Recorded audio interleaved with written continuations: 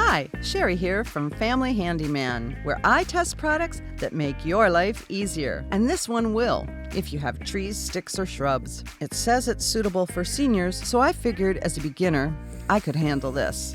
It's battery powered and only took an hour to charge out of the box. It comes with oil and tools to adjust the chain tension. It's very lightweight and actually pretty quiet.